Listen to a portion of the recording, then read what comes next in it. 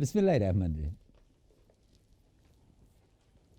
قبل از اینکه کجا برم یک چند دقیقه میخوایم سر افغانستان شناسی امروزتون صحبت کنیم. ما یک کتاب باز هستیم که به دسته بروی خود بستش کردیم.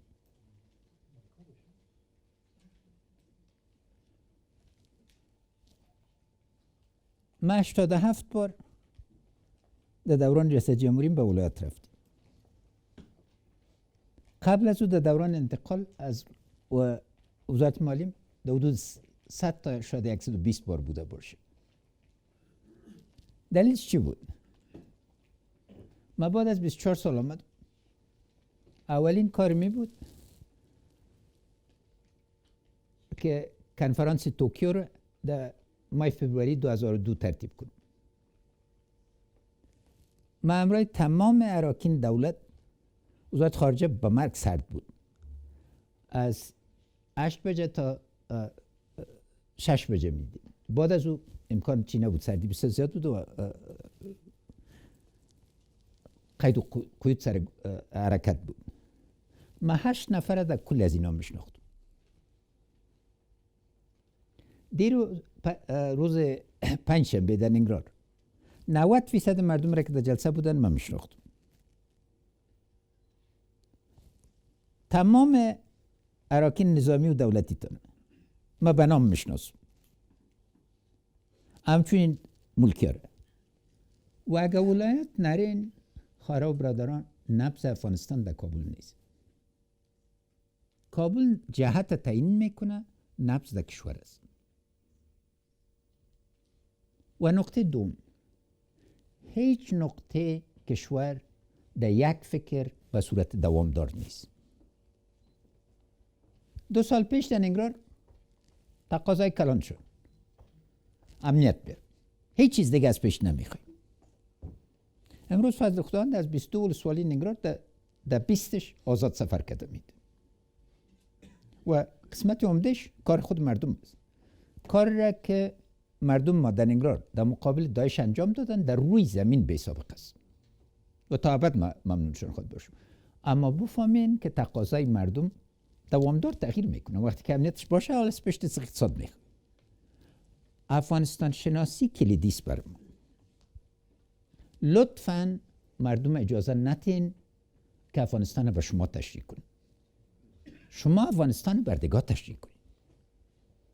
4 روز میاین با سلیقه‌های مختلف سبا متخصصان هستند. نقطه کلیدی برای همپذیری ما شناخت به یکی دیگه است. ما باز خدمتتان میایم یک چند بحث راجع به جیولوژی ما، راجع به جغرافیای ما، راجع به صورت طبیعی ما، اینای ما امرایتان انجام میده. اما یک نقطه کلیدی رو بفهمید. یک زون افغانستان نیست که مرکز یک امپراتوری نبوده باشه. هر نقطه از این کشور افتخار آفریده. یک نقطه از این کشور نیست که دارای ثروت طبیعی بسیار بزرگ نباشه. افغانستان و مخصوصا کوهندوکش، یک متخصص فرانسوی بود که شاید بهترین تحلیل داشته باشه، باستانشناس بود. کوهندوکش کوه جدایی نیست، کوه وحدت است.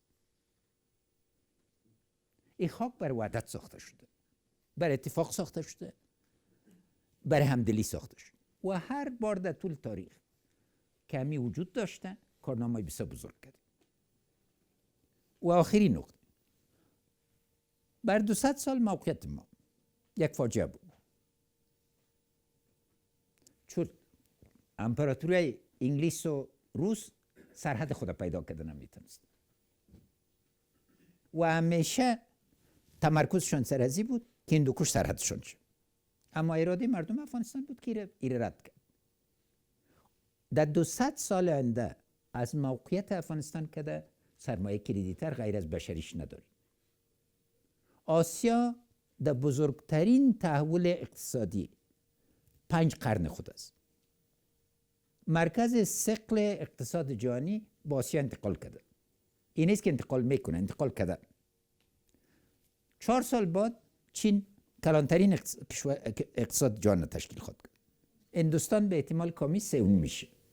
بعد از 300 سال آسیا باز مرکز تحول اقتصادی جهان خود بود. بدون یک افغانستان باثبات پروژه همبستگی اقتصادی بر اعظم آسیا بر هم میخوره. کوتاه‌ترین راه وصل آسیا با همدیگه افغانستان است. از این جهت عرض ما برتان نیست که یک سرمایه نهایت بزرگ دارین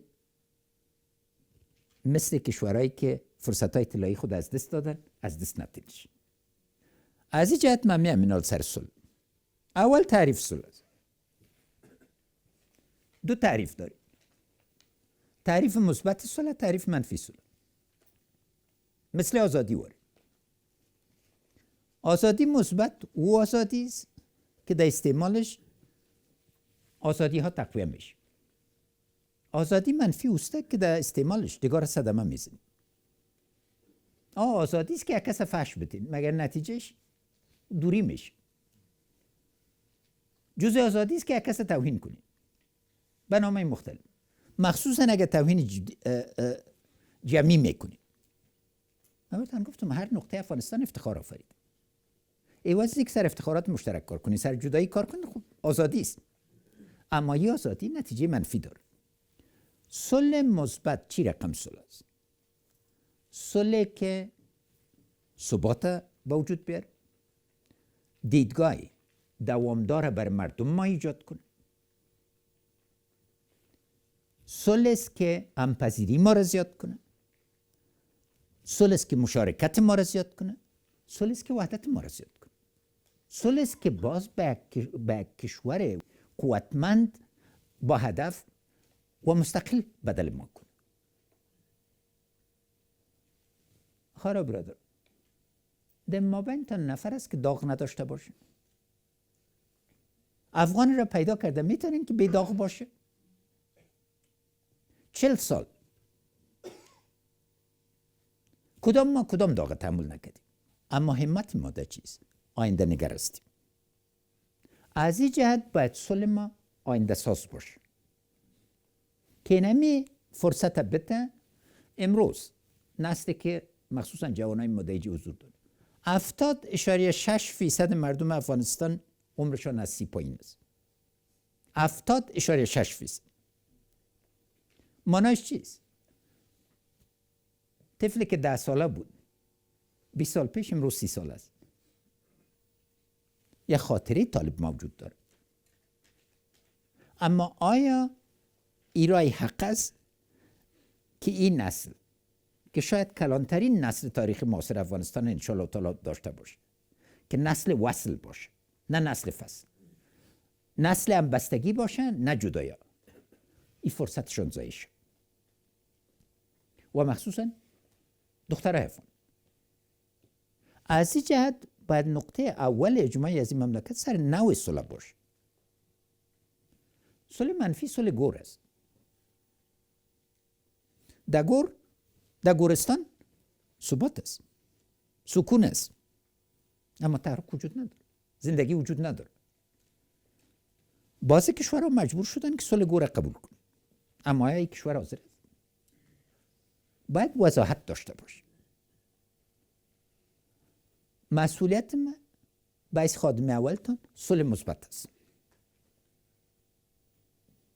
و فرمایش لوی جرگه دو لوی جرگه را دایر کرد، صلح مثبت بود. تعریف صلح واضح است. از دیدگاه من اجماع بین المللی را ایجاد کردیم که حاکمیت ملی، دموکراسی یا مردم سالاری و وحدت ملی است. هدف مطلوب تعریف شده. هم منطقه را هم دنیا را در روی کاغذ قانع ساختیم. به این معنی حاکمیت ملی افغانستان باید تحکیم شد. نظام آینده افغانستان باید مردم سالار باشه، در چارچوب مردم سالاری، و وحدت ملی ما باید به صورت اساسی شد. یک جمله است مگر کل مانا در این افت است. چیزی که کار است چیست؟ یک نقشه معکوس از حالت مطلوب با حالت موجود و یک نقشه راه از حالت موجود به مطلوب بکار است. اگه مزار میرین از کابل یک نوع پلان گذاری میکنین، اگه جلال آباد میرین از کابل دیگه نوع پلان گذاری میکنین. وقتی که هدفتان واضح باشه نقشه رایتان واضح میشه نمیشه. صلح اگر حرف قسمت اول مره شما هم موافق هستین که یک دیسیپلین است، اینال دیسیپلین دومی است که از هدف مطلوب با وضعیت موجود، از وضعیت موجود پس باید وضعیت بینای که منجر به تغییر به هدف مطلوب شد باید به صورت واضح وضاحت داشته باشه. اگر نقشه رو نداشته باشین گم میشین. دوم صلح مثبت براتون ذکر کردم تا صلح منفی. خطرات صلح منفی را خراب را باید شما درک کنید. باز هم وطنهای ما شعار میدن، فکر میکنن که اگر سبا در کدام حکومت موقت آمدن مشکل افغانستان حل میشه. قدرت فعلی افغانستان غضب بر ما. قدرت چیست؟ این حالت قابل قبول است. نقطه سوم حقوق شهروندی و عدالت اجتماعی است. بیشترم خدمتتان ذکر کردم که اساس دین مبین اسلام به اساس عدالت است. یک فلسفه وجودی صدر اسلام رو باید درک کنیم. اگر بحث سر اسلام نه، خب بیایم تاریخ اسلام به صورت واضح صحبت کنیم سرش. آیا پیغمبر داریم که یک روز دست خود در مقابل یک زن بلند کرده باشه به خشونت؟ آیا کدام دین دیگه وجود داره که زوجه پیغمبر اسلام کلانترین تاجر وقت خود بوده باشه؟ آیا بی عایشه موجود نمی بوده به حدیث نبوی ره؟ این چه ضرورت واضح است که باید عرف خدا و انانی خدا دین خدا باید به صورت واضح بفهمیم. تعبیر کی میکنه؟ بین مسلمان و خداوند جل شانه کی واقع است؟ این چه وضاحت کامل است؟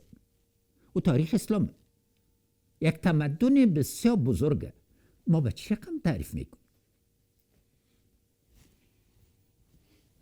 حقوق شهروندی نقطه کلیدی است. به حیث هموطنا چی حقوق داریم، چی واجب داریم؟ رشته از چی ایجاد میشه؟ بافت اجتماعی از چی ایجاد میشه؟ از قوت ازی. حقوق شهروندی کلیدی است. نقطه دیگر رشد متوازن اقتصادی است. آرزوی ما بر افغانستان وقت سر مارکت سازی بیاییم، خوشبختی ما است که یکی از غنیمت‌ترین کشورهای روی زمین است. بدبختی ما است که یکی از فقیرترین کشورهای روی زمین است. 90% مردم ما تحت $2 در روز عاید دارن. از خاطر که جنگ بدبخت و کارهای کوچک. 80 یا 90% کسایی که خود قش سیاسی میگن امروز ما که صحبت میکنن کل سر مقرری خیشایشون است. از خدا مرا باید مقرری که افراد چی غرض؟ اگر در کشور دیگه می بودم با خدا حفاظت میکردن که براتون طرح بسازم. اینجا آمدن که میگن فلانی رو مقرر کن، فلانی رو مقرر کن. و مانع از این چیز؟ بچه غریبه پس کو، دختر غریبه پس کو. کی بر مرایید؟ همین دختر و بچه غریب نبود که مرا در کرسیشان؟ حقوق شهروندی ما باید به صورت واضح باشه، قرارداد اجتماعی باید داشته باشیم. نقطه دیگه همکاری بین‌المللی است. خارا برادرها از عذر نرین. مرا دیدن که یک روز برکت زاری کرده باشم. رئیس جمهور ترامپ گفت من قوای خدا کم میکنم، گفتم 1000 دفعه. وزیر خارجه امریکا گفت که $1 میلیارد صرف میکنم، گفتم 1000 دفعه. حدود است.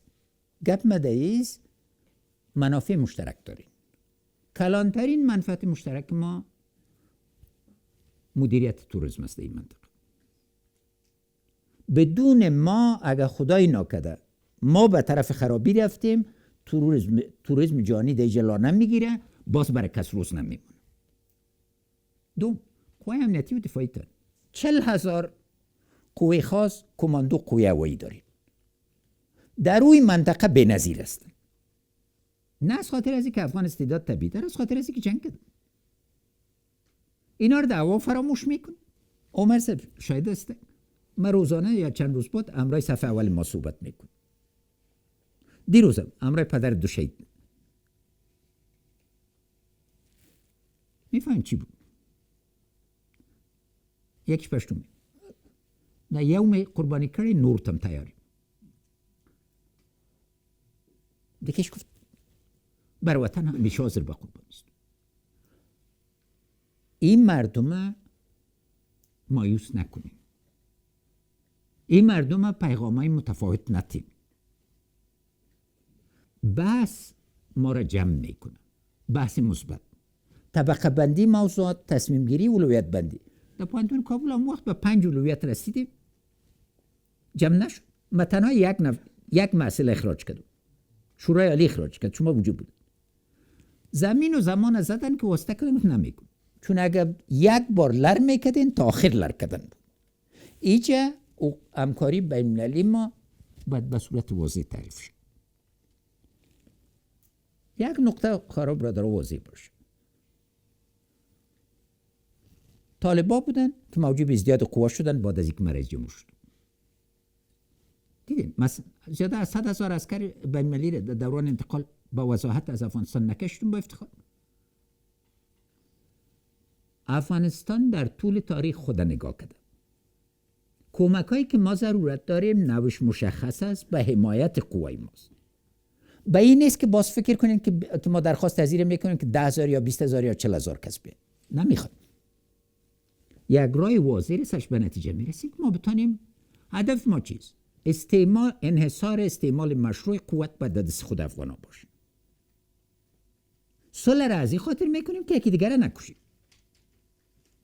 آیا پیشمت طفل طالب یا زن طالب وجود داره؟ طفل افغان است. کل ما مسئولیت نداریم که طفل افغان بسازیم. خون کدام کس آبی است؟ خون کل ما سرخ است. و این دریای خون باید بسته شود. همکاری بین المللی سر چیمه؟ دو چیز. یک، ضمانت‌های منطقوی باید داشته باشیم که در افغانستان مداخله نمیشه. او ضمانت‌های بین المللی. یه هدف که واضح شد، ما از او خاطر یک مفکوره نو پیشنهاد کردیم. مانای چیز که چون بی‌طرفی او مانای سابقه خود نداره. ما میخوایم زیادترین دوستا را داشته باشیم و در دشمنی‌های دیگه داخل نشیم. 40 سال کافی است که در دشمنی‌های دیگه سهم گرفتیم. میخوایم دوست همه باشیم. و آینده ما در منطقه است. آینده ما همراه دنیا مستک از نگاه اساسی، اما کلانترین آینده ما همراه منطقه است. یادتان است که وقتی من کاندید رئیس جمهوری بودم از من پرسان کردن سیاست خارجی تا از کجا شروع میکنی؟ گفتم از ترکمنستان. دیروز بازم وزیر محترم خارجه ترکمنستان آمده بود. امسال شاهد رسیدن تپی به هرات خود بود. ترکمنستان به اساس یک تلفن من قیمت برق پایین کرد. از 6 سنت اول دا بود به 3.5 سنت آورد. بعد از 100 سال جزء لاینفک آسیای مرکزی شدن. یعنی و اگه این امکانات نمی بود در کرونا وقتی سردار دگاه سر ما بسته کردن از بینانی میمردیم. یعنی وضع منطقه‌ای بر ما نهایت عمده است. وضع بین‌المللی بدون نقش فعال دیپلماسی امریکا و اروپا منطقه تنها به ذات خود به نتیجه نمیرسه. بنابراین کار همه جانبه هم در منطقه کار دارین هم در دنیا. هدف منطقه را قانع کردیم، دنیا را قانع کردیم. حالا باید به نقشه رای واضح بدل شد که داری نو انشالله تعالی هم روش خواهد شد. نقطه دیگه پسمه. از خاطر از اینکه صلح نامده اصلاحات ما معطل کرده نمیتون، خدمات معطل کرده نمیتون، چون کل هدفشان نیست که بگن به کفایت است. باید به صورت واضح کمر بسته کن. ما بازم خدمتتان میگم اگر میخواین که 13.5 میلیارد بیایه یک اجماع سیاسی رو با وجود بیارین سر اصلاح. یعنی تعلیم یافته وزارت صحت عامه که گیر شدن یک فاجعه نیست. سناتورای با چی رقم؟ ما با چی روی پیش دنیا استاده شدم که بگم 13.5 میلیارد مرد دادید و نتیجهشی نیست. من میخوام ملت افغانستان به صورت اساسی تصمیم بگیره. میخواین که این پیسر ما دنیا رو پس بدم؟ ما خوی نمی جرأت دارم. یا باید واقعا به اختیار مردم باشه. مردم از گرسنگی میمیرن، آمدین به اساس بحثی کوچک حیثیتی. به این رقم تا مسئولیت خدمات نشه دولت کس جدی نمیگیره. کلانترین نقطه ما وحدت ملی ماست. هم فرمایش قانون اساسی هم بارا تکرار کنیم. هیچ افغان از هیچ افغان دیگه که کمتر نیست نه برتر است. بهترین مفسر تاریخ افغانستان یک انگلیس بود که در 1815 کتابش چاپ شد به نام الفنستون، به نام دولت شاهی کابل. الفنستون سفیر فوق‌العاده بود، پیش شاه جهان آمده بود، از پشاوری طرف نام. این گفت افغان‌ها یک یا دو راه قابل حکومت داری میشه، یا مردم سالاری مطلق یا استبداد مطلق. استبداد مطلق ترجمه کردیم، نتیجه نداد. طرف مردم سالاری بریم که بتونه وحدت ملی ما حفظ کنه. جمهوریت روایت چیست برد؟ خواهرای مدن در چارچوب جمهوریت هر کس حق خود خواست نمید. این است که تقاضای مردم ما داسمان است. در بامیان تنها که حساب کردم 28 میلیارد دلار کار بود که توقعشون. از جلال آباد شاید به 80 برسه. این بحث باید اصولی شود. اما مانع از این نیست که تقاضا مشروع نیست. کمر بستن بکار است. خیز زدن از جان سوم به جان اول ممکن است. چون ثروت‌های طبیعی داریم. مدیریت از این باید از خاطر وحدت ملی شود. اگر وحدت ملی به حیث یک هدف واضح مطرح نباشه پس آن به جنجال می‌افتد. از این جهت اینال کلیدی ترین نقطه صلح را کار داریم که ختم ناامنی 40 ساله را در دوش داشته باشیم. ختم نارامی هدف اصلی ماست. و دیج خطر چیست؟ اینال سازمان‌های تروریستی بین‌المللی ما نیستن. اگر قطع مناسبات طالبان همراه از اینا و همراه نهادهای جرمی بین‌المللی بحث واضح قرار نگیره، نامی در دوام میکنه. یک قسمت عمده نارامی از خاطر مواد مخدر است، از خاطر قاچاق است، از خاطر دزدی تمام سرمایه. ختم دوامدار ناامنی نه موقتی.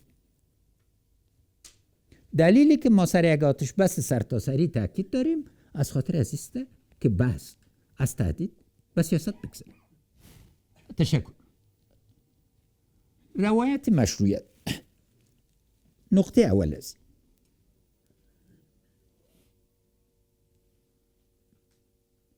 دنیا موافقه بنا تصویب کرد.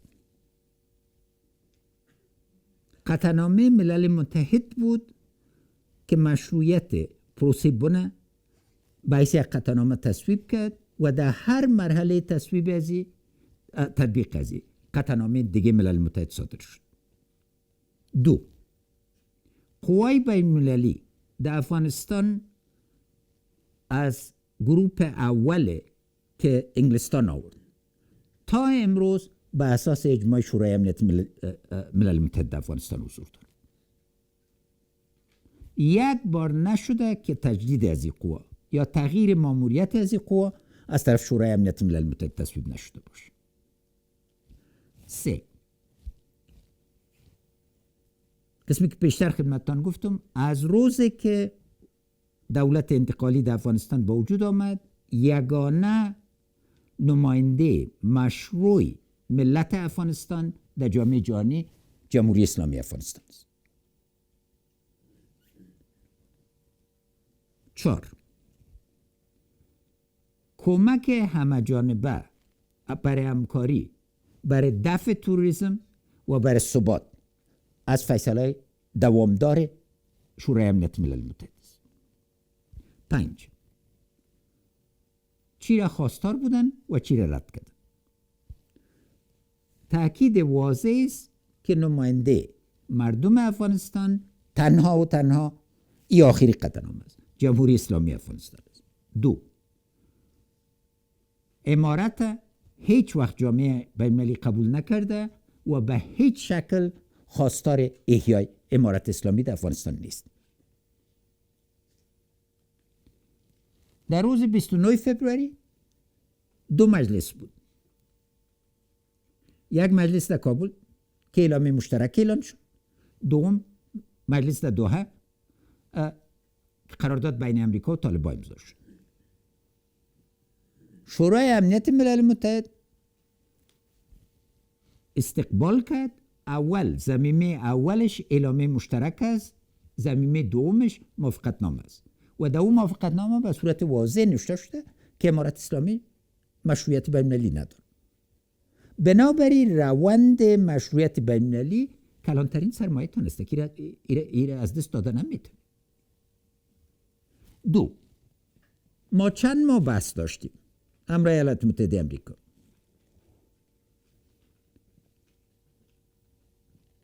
موافقه امریکا با طالبان موافقه ما با طالبان نیست.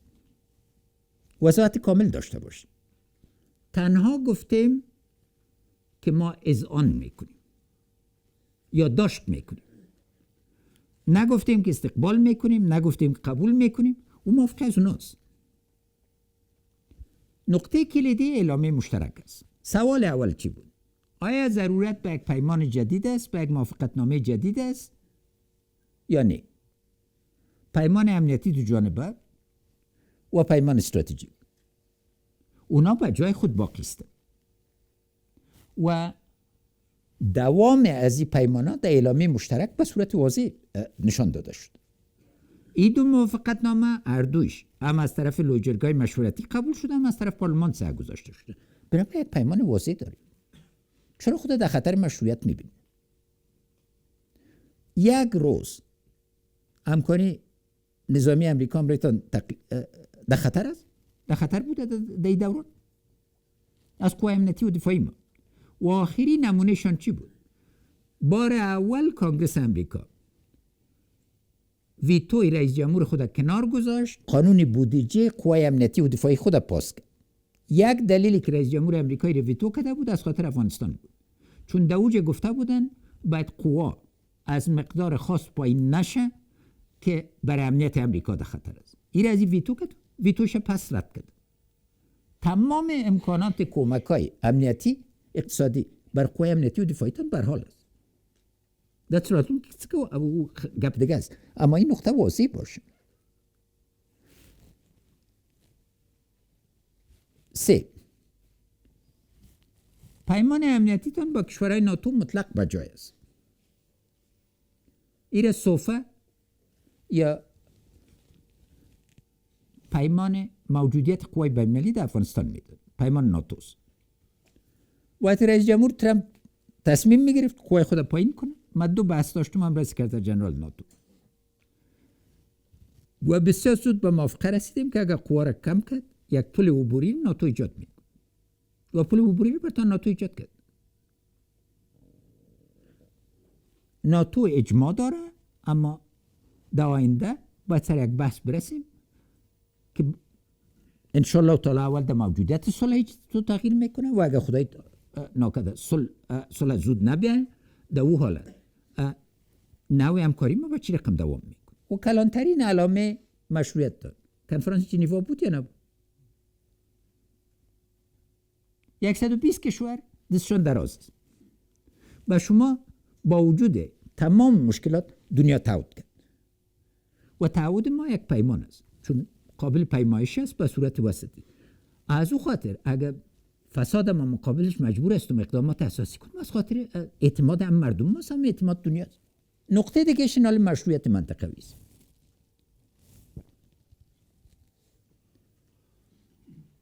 خواهرها برادرها، همیشه در گذشته از ضعف صحبت کردیم. امید است که امیر رئیس جمهورتان با این جسم کوچک قوتتان به منطقه نشان داده باشه. امروز برای یک کشور آسیای مرکزی رو نشان بدین که خواستار همکاری با افغانستان نیست. چی کردیم؟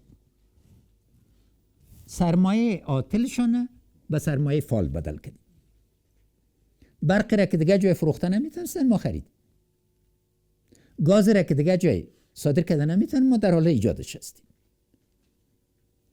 گندم میتونستن بفروختن اما به صورت اساسی به نتیجه رسیدیم. اقتصاد ما پس با هم برد وصل شد. اما کلانترین نقطه ما چیست؟ عزت دادیم. اگر میخواین شاید عزت بگیرید باید عزت بدید. اگر کار خانگیتان امرای منطقه نکنین خراب برادرایی به نتیجه نمیرسه. میرین عزت افغان در این نیست که ما همیشه بگوییم که ما در طول تاریخ شمشیر زدیم و ای کدیم. امروز باید خدا عیار کنیم. آسیای مرکزی و آریای مرکزی گذاشته نیست، ایران گذاشته نیست، پاکستان اینا کجا. عرض ما بر پانتون های ما خاصتا نیست که منطقه شناسی رو واقعا رواج بده. چند متخصص واقعی منطقه داریم. میلیون ها نفر در پاکستان داریم، میلیون ها نفر در ایران داریم. همین شناخت ما چقدر است؟ نبض همکارایتان باید بفهمید و مخرج مشترک باید پیدا کن. برای ایران مکسند روان کرد. در اول به اندازه عصبی بودن که حد حدود نداشت. چی کار است؟ ایران با عظمت رئیس جمهور افغانستان. پسان دکتر ظریف و دکتر روحانی خودشون خوندن. گفتن از این که سند مهمتر نیست. یک بحث اساسی را ایجاد کرد. کوتاه مدت، وسط مدت، دراز مدت و دراز مدت. ما باید چندین بود فکر کنیم امرای منطقه. چین، هندوستان، کوریدور هوایی به اساس یک بحث امرای محترم مودی صدر اعظم ایجاد شد. امروز با 50 کشور ارتباط داریم. امروز مشروعیت منطقوی داریم. یک کشور امرایش بحث کار داریم و او بحث دوامدار است. اما از صوف امرایشون صحبت نمی کنیم.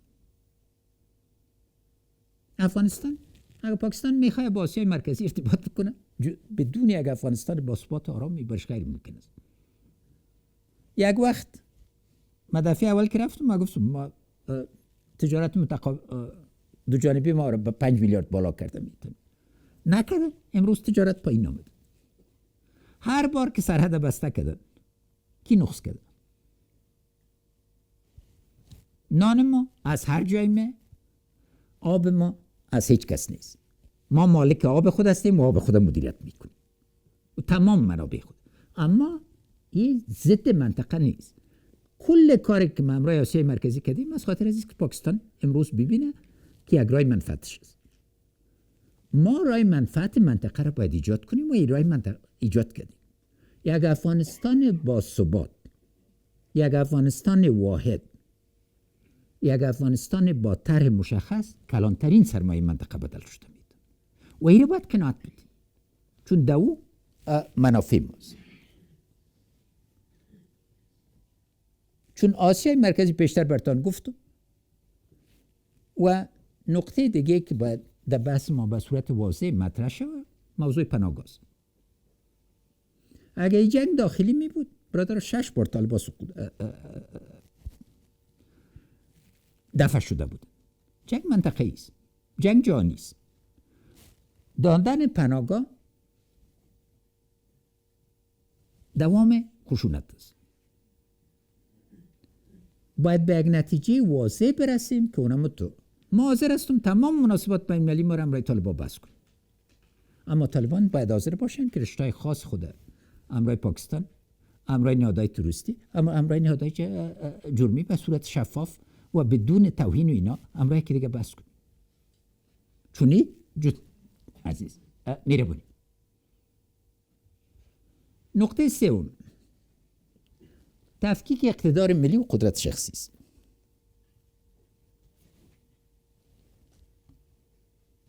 بیشتر اهمیت یک مرکز مشروع براتون تشریح کرد. بدون مرکز مشروع مایده کرده میتونی، پروژه جور کرده میتونی، پروگرام جور کرده میتونی، با مردم حسابدهی ایجاد شده میتونی. بنابراین نقطه اول خدمت داد. رئیس جمهور افغانستان هیچ نوع صلاحیت سر ریاست جمهوری افغانستان آیندهش نداره. این تصمیم ملت است. قانون اساسی تعدیل میشه به اساس موافقتنامه صلح و سبا مردم افغانستان طالبان انتخاب میکنن 1000 دفعه. اما او انتخاب مردم افغانستان است. من صلاحیت تعزیر ندارم که بگویم جانشین غیر انتخابی من قبول میکنم. این صلاحیت شما به من ندادید. ملت افغانستان باید واضح باشه. دوم، نهاد ریاست جمهوری نهاد فردی نیست. برای من که در جای افتخار زیادتر نخواد بود که پس در جمله شما استادا از نیمه استاد به استاد بدل شد. من 5 کتاب در مسوده دارم. اما او فرد اشرف غنی است. امروز نام من از فرد نیست، از یک مقام نمایندگی میکنه و هر بار که اون مقام برهم زده شده قیمت یکی داده. قیمت انقطاع ملت افغانستان قبول کرده نمیتونه. هر بار که انقطاع مده از میکروروین تا سرچوک یا تا وزیر اکبرخان چند نفر شهید داد؟ از بینیسار تا افشار وقتی یک بودجه ها می بردین چند فیصدش از دست میداد؟ خاطر باید داشته باشیم انقطاع خواهی چیزا رو دار. هلیکوپترهای ما بینش خشت حمل نمیشد. تانکای ما باید سامان داغمه فروخته نشد. فابریکای ما انقطاع باید به صورت واضح از یک درس بکار است. کسی که تاریخ فراموش میکنه قیمتش میده و اینجا ضرورت واضح است که به ریاست جمهوری به اسناد دیده شد و اراده واضح است که انتخابات ریاست جمهوری با وقت خود انجام میشه. حال برتان میگم سر ما صدا فشار آمد که انتخابات ریاست جمهوری گذشته نکنم، برای ما جداست. منبع مشروعیت ریاست جمهوری اگه واضح نباشه نمایندگی کده نمیده. دوم، قانون اساسی چتر است. خراب برادران، این کلانترین چتر است بعد از خداوند جل شأنه و دین مبین ما که ما را با هم متحد ساخته. چتر اگه مورد سوال قرار گرفت باز پس چتر ایجاد کده میتن.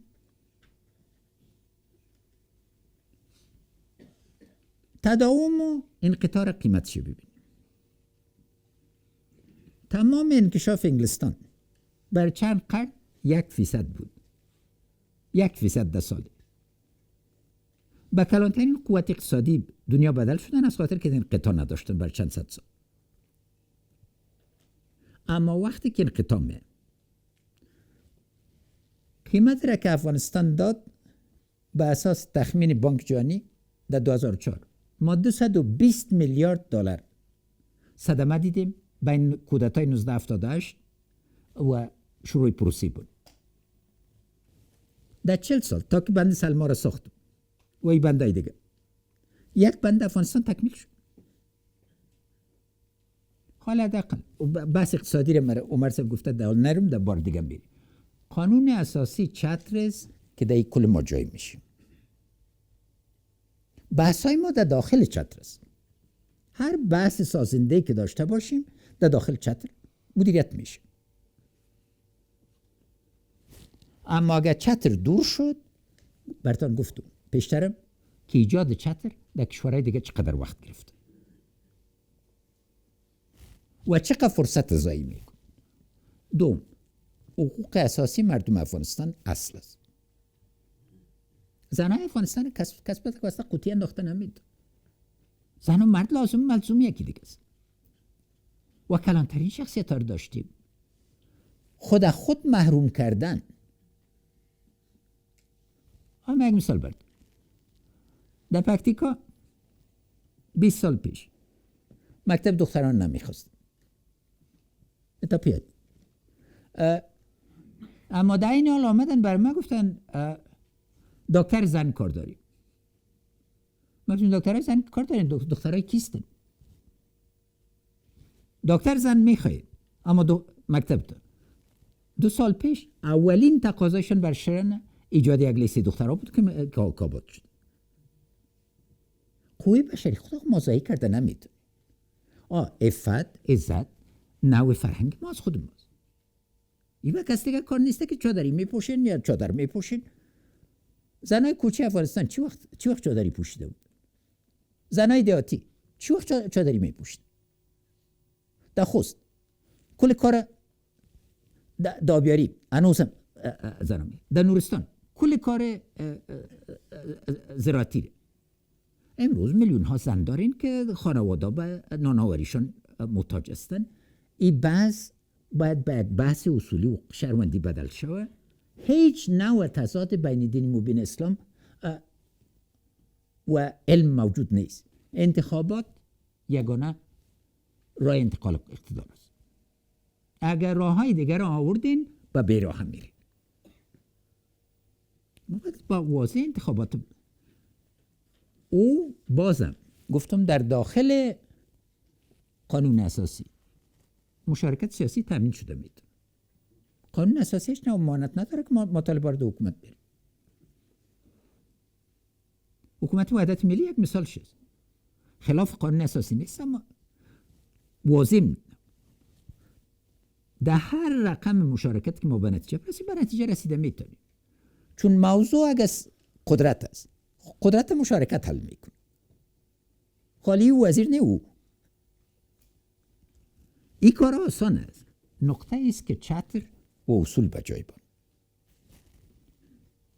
و از این جهت حفظ نظام واجبه و مکلفیت رئیس جمهور است. ما باید مکلفیت خود به صورت واضح بفهم. اگه این مکلفیت من نیست خراب را دارم، مکلفیت کیست؟ اینا اگه کس برتان میگه که رئیس جمهورتان مانع صلح است. اگه مانع صلح میبودم چرا به قید و شرط طالبان را دعوت کردم با مذاکره؟ چرا آتش بس ایجاد کردم؟ چرا اجماع ملی را سرش ایجاد کردم؟ چرا دلوی جرگه را گرفتم؟ مشوره بر ما اصل است. دوامدار.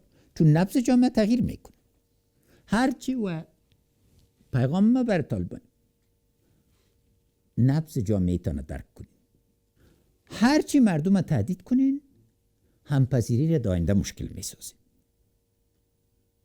و این جامعه اگر من نبض میفهم و حداقل باعث نماینده‌تان منتخبتان آماده صلح است. چیزی را که اجماع نداریم قیمت صلح است. اما سر موجودیت صلح اجماع کامل داریم. و قیمت صلح در راه مذاکرات این میشه، در راه بحث این میشه. و یک بحث آزاد باید در جامعه وجود باشه و مثل که سر قانون اساسی وجود داشت. نقطه سوم ساده تر است، به اجازهتان بدون وقفه بگیریم. نتیجه گیری و نقشه راست.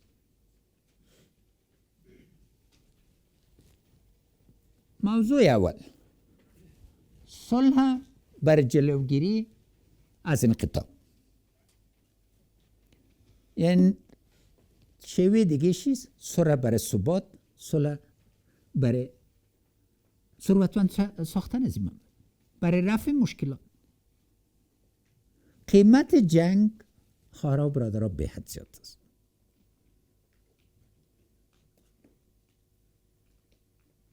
هر روز صبح اولین کاغذی که من میبینم تعداد شهدای ما، زخمی های ما و مخصوصا زخمی های شدید، تلفات ملکی و تلفات طالبان.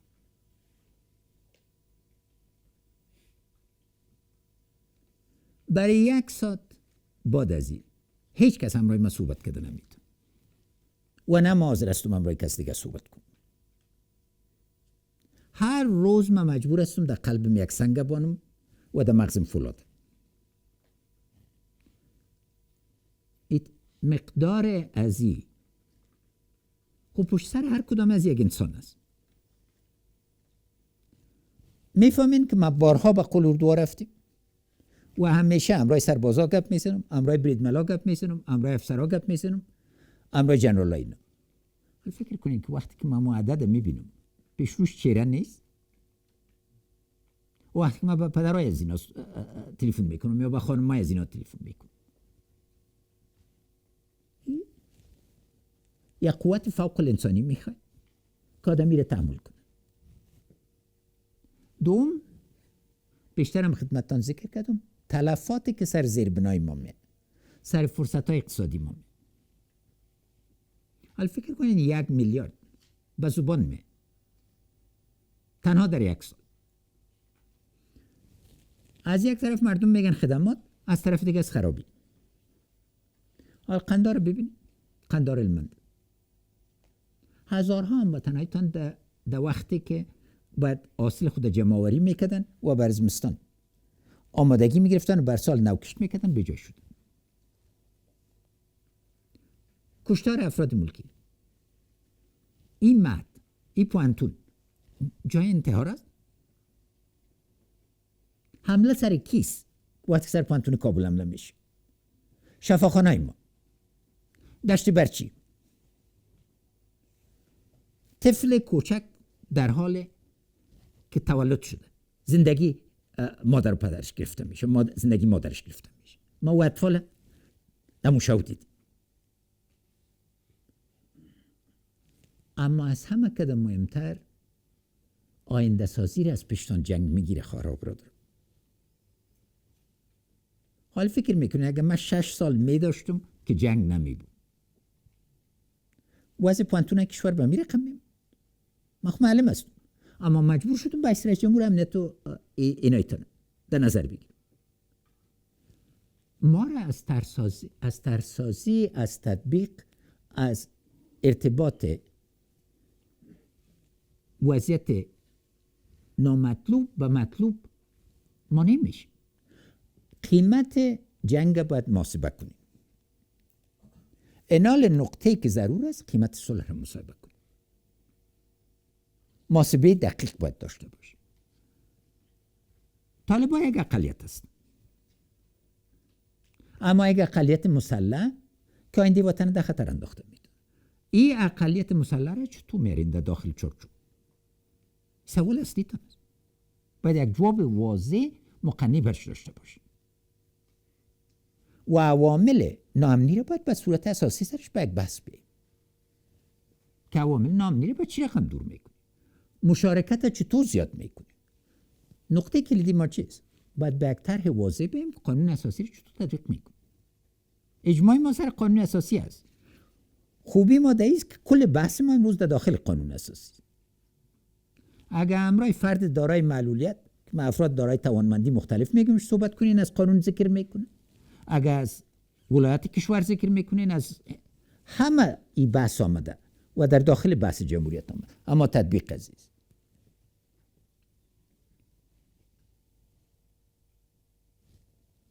درس های ما که از انقطاع و صلح عارضی آموختیم چیست؟ آیا میخواین تکرار شد یا جلوگیری شود؟ یک کشوری که از تاریخ خود و از تاریخ دنیا درس نگیره، دنیا کلانترین لابراتوارتان است. به ایمان که چیزی را که فکر میکنین که امکان ندارد در تجربه جهانی در یک جای دیگه امکان به وجود آمده، هم درس مثبت هم درس منفی. آدم اگر یک نقشه راه را میسازه، اما از هر کدام از یک مقطع ازی بر ما یک درس داره. هیچ کشور شبیه ما نیست، اما هیچ تجربه مثبت بدون درس نیست. عدول از قانون اساسی قیمت داره. صلح در داخل قانون اساسی صلح مثبت میشه. ایره کنار گذاشتن و در اونجا مکانیزم تعدیل بسیار با وضاحت وجود داره، با اراده مردم است. اما اگه ایره کنار گذاشتیم، نتایجش باید به صورت واضح بفهمیم. یکی از عمده ترین قیمتایی که جامعه میتونه میتسر از این موضوع. علوم اجتماعی تجربه‌ای نیست. در علوم اجتماعی تجربه کرده نمیده. سر انسان خود تجربه کرده نمیده. اما از نگاه تاریخی درسای بسیار زیاد است. و سر ما مثل موش لابراتوار وره کس تجربه نکن. من اجازه را هیچ کس نمیتون که از بیرون بیایه و یک طرح سر مردم افغانستان تحمیل کنه. امکاناتتان به اندازه، ثروتتان به اندازه وسیس خراب برادر که تصور کرده نمیتون. یعنی صلح در یک کشور، شاید در کشورهای دیگه صلح در 40 سال اون نتایج داشته باشه. اگر صلح مثبت در افغانستان وجود داشته باشه، در 10 سال تا 15 سال زندگی مردم تغییر میکنه. به شکل یک نقشه را داشته باشه. و هدف ما است که این نقشه را براتون بگذارم. بنان تمثیل اراده ملت از طریق انتخابات. حقوق اساسی ما برگشت نکن. آرمان مردم افغانستان است، اما اینال بحث میایه به این مرحله و از امروز خاتمتان آمدم، چون امروز بحث امرای طالبان در مرحله دوم شروع میشه که سر قیمت صلح باید یک بحث جامع، یک گفتمان ملی صورت بگیره.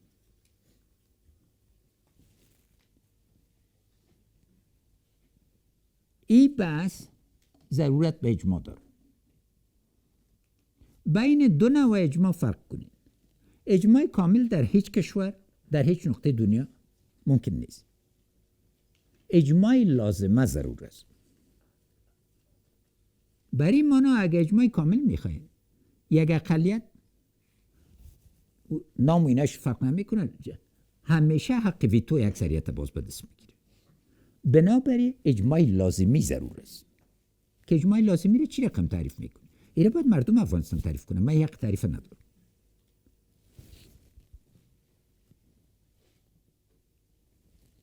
و این اجماع گفتمان میخواد.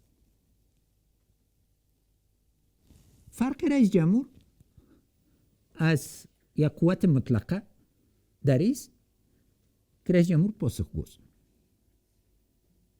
نبض جامعه را ما به اساس فکر خود خوانده نمیتونم. ما خود دوامدار مشوره میکنم، با اولاد سفر میکنم. از این خاطر است که مکانیزمای لوجرگی ما یا رایگیری عامه یا گفتمان ملی ما ضرور است. این باید واضح باشه. هر پیمانی که به نتیجه برسه بالاخره باید به گفتمان ملی گذاشته شه. ما براتون وعده کرده بودم که در پشت پرده موافقه نمیشه. حالا هیئت صلاحیت دادیم. صلاحیت هیئت در حدود عزیز که پیشنهادهای مشخصه بر مردم ارائه کنه که بتونه مردم سرش صحبت کنه. و کار ما باعث یک ریش سفید تا نیست که باز مشوره بدون. صلح گذرا و آرزی که مردم افغانستان برای اجماع نداشته باشن قیمت داره. این قیمت به حد منفی داره. در اینجا باید مسئولیت داشته باشه. چهارم، با نهایت احترام اگر سر یک قسمت مسئولیت ها صحبت کنیم. 70.6% تان که یک قسمت تان دمی تالار حضور دارین زیر سن 30 است. برای کی اجازه میتین که از شما نمایندگی کنه؟ سر کدام اصول استاد هستین، کدام اصول نمیخواد؟ آوازتان باید گرفته شود. شیوهش باید خودتان عیار کنید. و نسل‌های دیگه ما که درد خود دیدن تجارب خودش تو شریک میکنن امروز از این نسل. گفتمانه با چی رقم ایجاد میکنه؟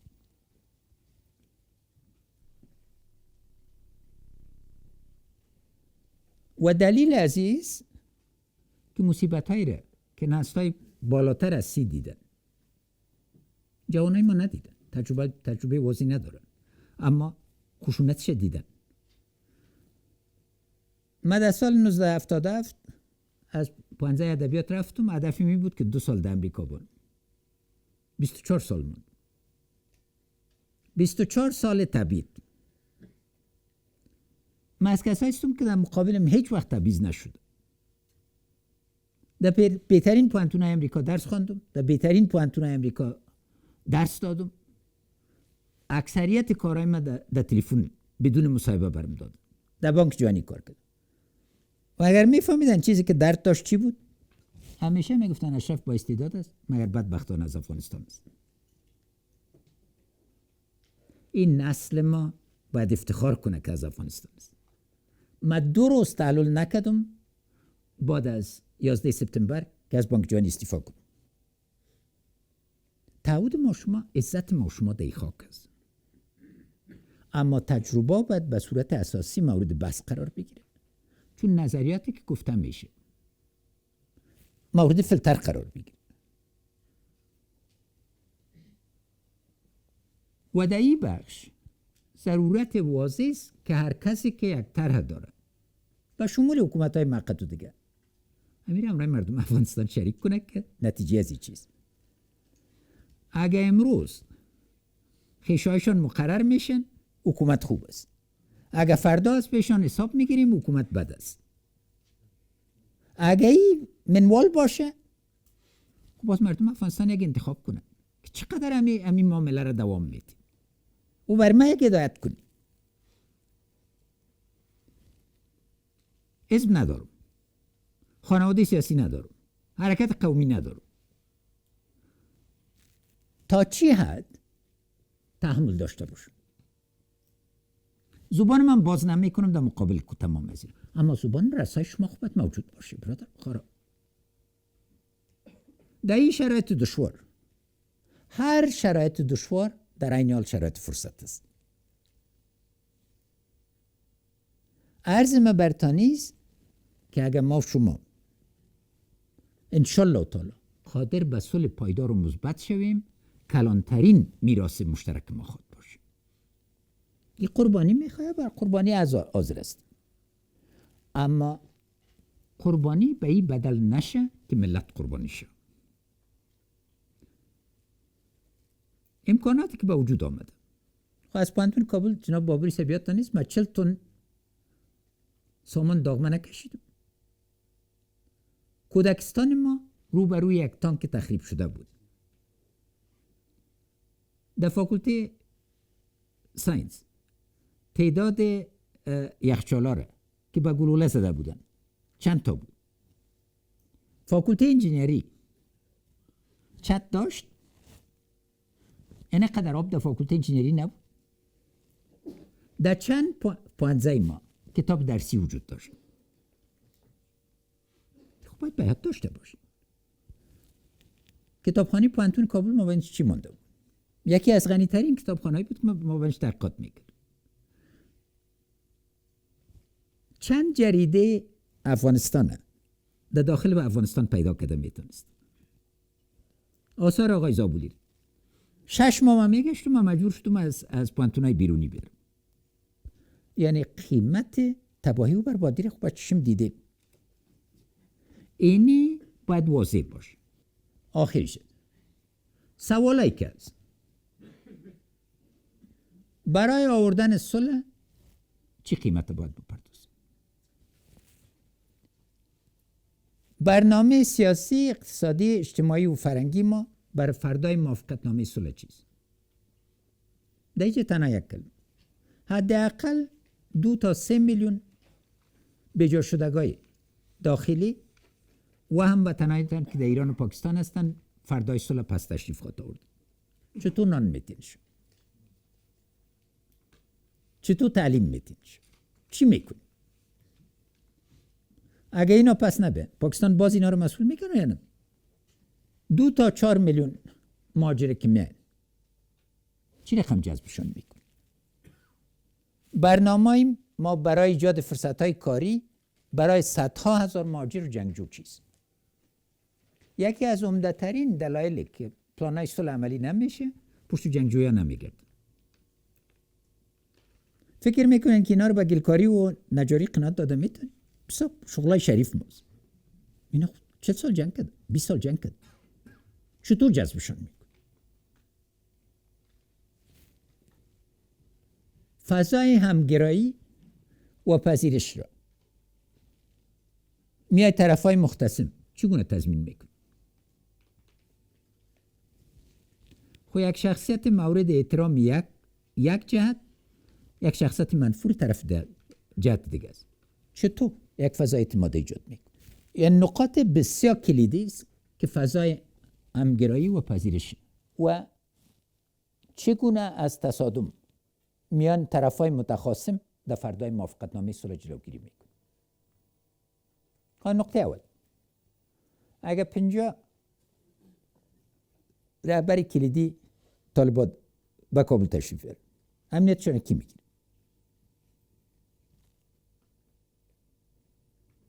اگر برن به طرف طرز سابقه که بود پلیس محلی که هر کدامشان 1000 نفر بودیم، 50,000 نفر حاضر است، باز فردا آینده شهر چی میشه؟ این سوال اساسی است که باید سرش فکر شه. نوع زندگی چطور ایجاد میشه؟ آیا گذشته را فراموش میکنی؟ تصفیه حساب میکنی؟ فرق قانون و عرف ما چیست؟ قانون از حمورابی تا امروز سفید و سیاست، چشم به چشم، دست بر دست، پای بر پای و در عرف، اما عرف محلی ما سر ثبات است، سر خونریزی نیست. تمام کلمه جرگه در تمام زبانهای ماست، زبانهای ترکی، افغانستان مرکزی، کل افغانستان، لوی امرایش یک جای شده. عرف جرگه مایی است که در بدترین حالات ثبات ایجاد میکنه، از خونریزی جلوگیری میکنه. ایره کسایی که تنها حاکمیت قانون به صورت خشک میبینن اهمیتش درک نمیکنن. حل منازعات در کشور ما یک ریشه بسیار کلان داره. هر چیز حال مرا بگوین سرستر محکمه ما افتخار میکنم، موقع قاضی قضات سب، اما فکر میکنین که یک محکمه محلی ما حل منازعات به شدت کرده میتونه؟ سبا اتهام فساد میانم زمینا و مشکلش چی رقم حل میکنه؟ طرحهای واضح نداشته باشین. مشکلات داخل خانواده عرض مایست که باید جامعه را بسیج کنیم. مکانیزمای واضح مشخص اجتماعی دارین که بار از دولت کم میکنه. اگر سر حل منازعات متمرکز شوین، سبا بنانه بر کس داده نمیتونین. اینجا یک تقسیم وظایف بکار است. ملت راههای حل داره، راههای حل ملت باید جور شد و نوع راه حل را که در یک محل، در یک ولسوالی یا یک ولایت یا یک زون به وجود می رد نکنید. مکانیزمای بسیار مشخص وجود داره و از همه که مهمتر قربانی جنگ چطور قناعت مید.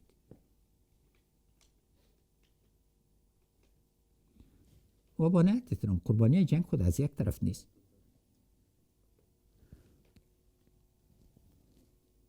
در نیم شب مردم کشیده نشدن. محکمه بود، عدالت بود یا خشونت بود. همکارای بین‌المللی ما اکثریت مطلقشان ما از پیشان ممنون هستیم، اما بازشان جنایت کردن یا نکردن. یک کشور با آرامی استرالیا کسی که دورستان رخ داد، معذرت میخوام سر روی نان بانه سگ قبولش میکنه؟ از خاطر از اینکه یک آدم در تجربه چیز ندارم سلاد دستش میتن که فیر کو که ترس از خون بپره، مثل که گوسفند قربانی رو سر یک بچه جوان ذبح میکنن که ترسش از خون بپره. اینجا فجایعی بوده، تصفیه از اینا مدیریت کار داره و تدبیر کار داره. از این خاطر اگر توجه نکنین فردا به جنجالای دیگه مبدل میشه، اما اگر توجه کردین این قابل مدیریت است و باید راه حل جامعه ایجاد میکنه. دولت در اینجا باید شنوا و بینا باشه که بتانه نبض جامعه را، حرکت جامعه را جذب کنه و یک انسجام، یک بسیج عمومی در این بخش وجود داشته باشه.